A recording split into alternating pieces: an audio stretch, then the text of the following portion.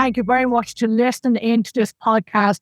I'm delighted to be here with Matt Clay, who is a Dementia Friends Ambassador for the Alzheimer's Society. Hello, Matt. Hello, Sheila. How are you? I'm very well. How are you doing? I'm very well. Good to be here. Thank you. So getting stuck in today, we're going to be talking about dementia. There's an advert on at the minute from I think it's the Alzheimer's Society of the In Sickness and in Health, and it's the couple, and you sort of see them go through the diagnosis, and it's quite difficult to watch for if you've been through that, but it does have a sort of positive message at the end that that it's to do with the Alzheimer's Society. They want to show that they help, but the last thing they say is sort of I do. So it's that they're he's remembering his vows, as it were, when they're looking at an old picture. And what I find so emotional about that is the actress who's playing the wife. She's so good she looks so worried and anxious, but at the same time she looks so caring and devoted, and it's really quite moving. So that's if you feel strong enough, deal yourself and then watch that on YouTube or on the Alzheimer's Society website. Yeah, absolutely. It is. It's so important not to be on your own with this, not too much pressure on yourself to think about what is best for everybody in this situation. And I've done a lot of talks for carers, especially Carers UK over the years. And you mentioned there about people putting other people before themselves. And this is an issue I come across all the time. And it's like my supervisor, Jill, was saying, that it's not selfish. You need to be self-full, because it's like how a car needs charging up. That kind of again, the human, the body, the soul, the spiritual well-being needs charging up so we can look after somebody, or it can just be in a good place. And it's okay for a person to still have a life, to still do things. So, it's like you put all your eggs in one basket. Well, good luck with that. Because then, you're relying on one aspect of your life to go well. And when it doesn't, it feels like your whole world's falling apart. There is an element, of kind of self-responsibility here and self-ownership that, that sometimes we do need to look at our own behaviours. How are we looking after ourselves? Are we prioritising ourselves? And it doesn't have to be either or, but actually it is in the other person's best interest if you look after yourself first. Yes, absolutely. Message home, Yeah, it really is. And there's plenty. There are some things starting to. I'm hearing here and there things like carers cafes. So there's actually I think a charity. I think they're sort of Tamworth way. They're called Dementia Cares, who they run sessions for people living with dementia, and then their carers go do something else. So I think. It's not quite respite, that feels quite a sort of extreme term, doesn't it? You have respite care, but it is sort of that chance for carers to get together and they can do something else. They don't have they're not defined by the fact that they're a carer. Yes, that's really important, Matt. I thank you for bringing that up. Even they themselves as a carer, that are not defined by that we're still individuals at the end of the day. And that it's okay, but respite, yes, it might sound a bit harsh, but it's true actually, because it can be very dark if that's all that the focus is on. So sometimes you don't need a bit of lightness, you don't need to go off and do something else. Or is actually about the dementia-friendly cinema. How does that work then? Yes, so it's something we're actually on a bit of a pause for it at the Garrick at the minute, but we have got dementia-friendly live events as well. But when we did Dementia Friendly Cinema, it was a film is shown in its entirety, like any other film. We might turn the volume down a little bit. We might the cinema won't go to complete blackout. There'll be lights. People can leave as they need to. Coming in and out of the auditorium, people can shout out. They can sing along, and the rest of the audience are respectful of that. I think that's one of the main points, is that everybody in there is aware that it is a dementia-friendly performance, and it's fine. You can do what you need to do. And that's important for the carers as well, that they're not sat there thinking, oh my God, everybody around here is getting really annoyed because the person I'm with is calling out or singing along or commenting, that's all fine. We have an interval, which a lot of films don't necessarily have these days, unless it's the Sound of Music. I remember that says intermission in the middle, but other than that, and we also we try and make sure everybody on duty has attended a Dementia Friends session. I mean, we try to do that anyway at the Garrick. All of our front of house team, we try and make sure they've, but particularly for Dementia Friends sessions. Yeah. And one of the things that we came up against with it was we used to put out signage that was dementia friendly, and then we would think, well, why are we just doing this now? Why don't we do this all the time? Mm-hmm. And we're still a long way off that. We want to be. It's the same with lots of other conditions. It's for hard of hearing, you want to be completely inclusive, but that we do have certain events where that we've made specific adjustments to make it as comfortable as we can for you. So I've got a question rattling around in my head. In your own experiences, do you think there's a stigma with dementia for some people? Yes, absolutely. Yeah. There's a stigma around the negative, as we've sort of said already, that the negative, and people think it's sort of the end of their life. This is a really, from now on, it means I can't do anything. But also, I think there's a stigma in society that people make assumptions about people living with dementia. Oh, they're frustrated, they're angry, they're forgetful, they're this, they can't do this, they can't do that. And that is what Dementia Friends is all about. And then that's why, so we have had some people say, I am experiencing dementia, or my family member is, I don't want to come to the dementia friendly screening. I want to come to a different screening, because sort of going to that labelled event is sort of a bit of a statement saying, look at me, I've got dementia and I'm at this screening.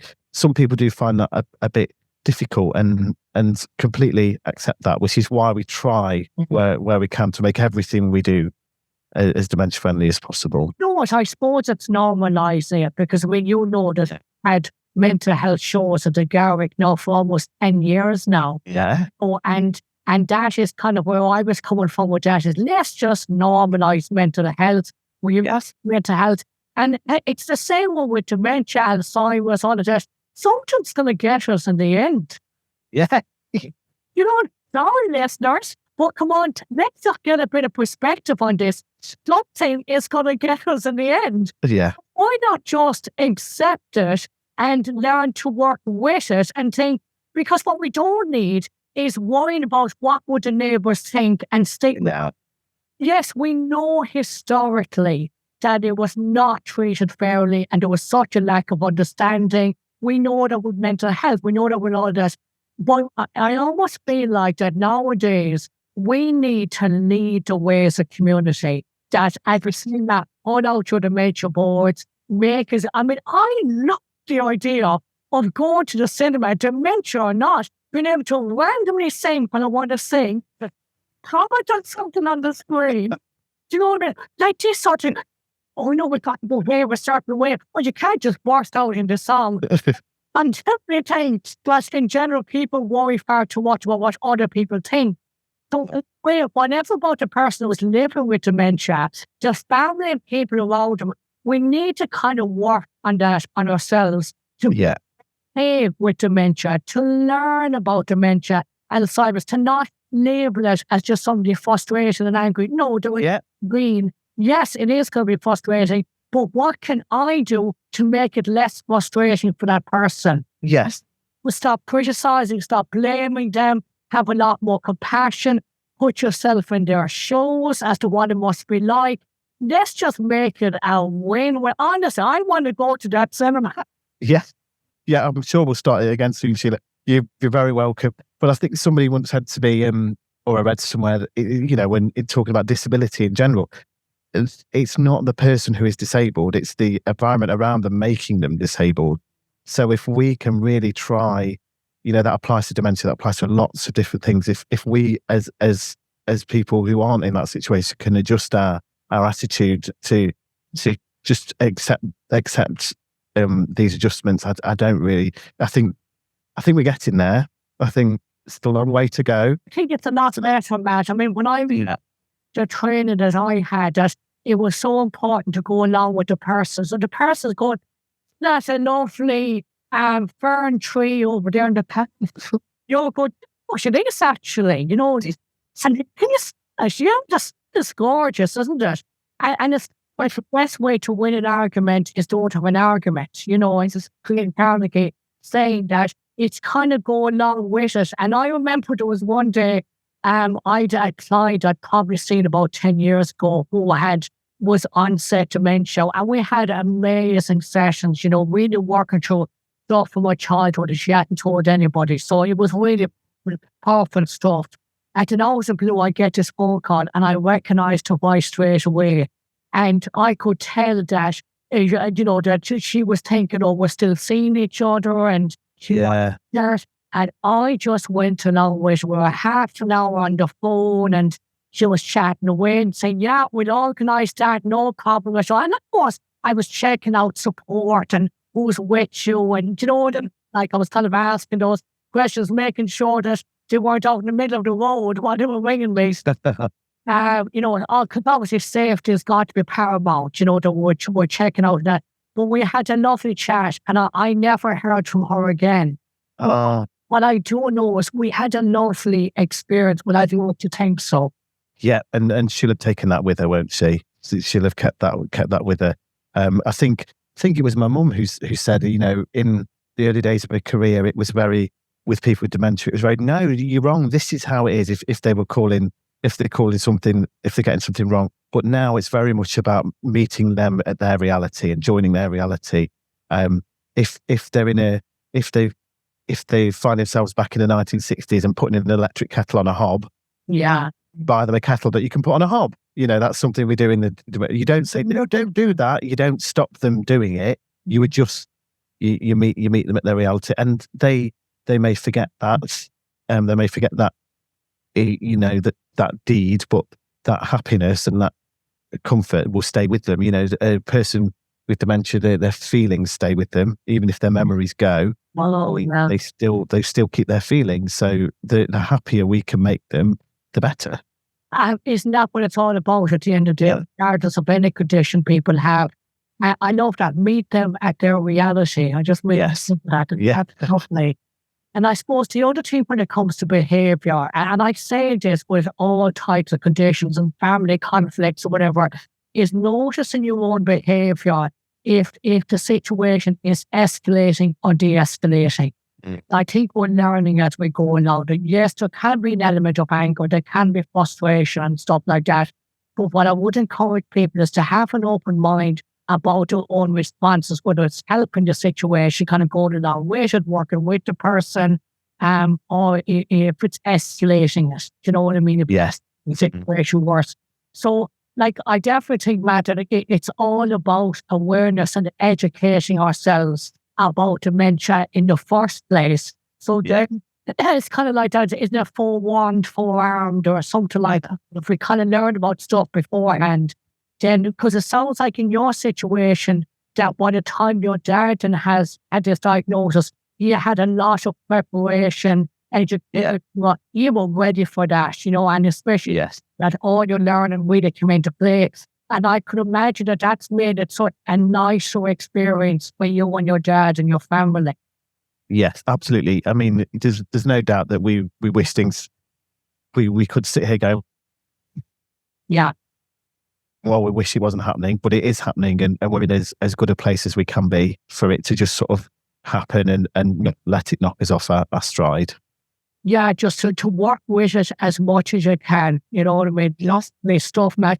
I know we're kind of coming towards the end. Is there anything else that you want to mention, Matt? I mean, obviously you've got the Lichfield Garrick website, so people can go on there and check out. The Garrick has a phone number as well. Yes, we've got a phone number on the website and our social media. We have one dementia-friendly event coming up at Christmas, which is a live dementia-friendly performance rather than as a screening. But also, we have the Memory Cafe come to our panto. There's no specific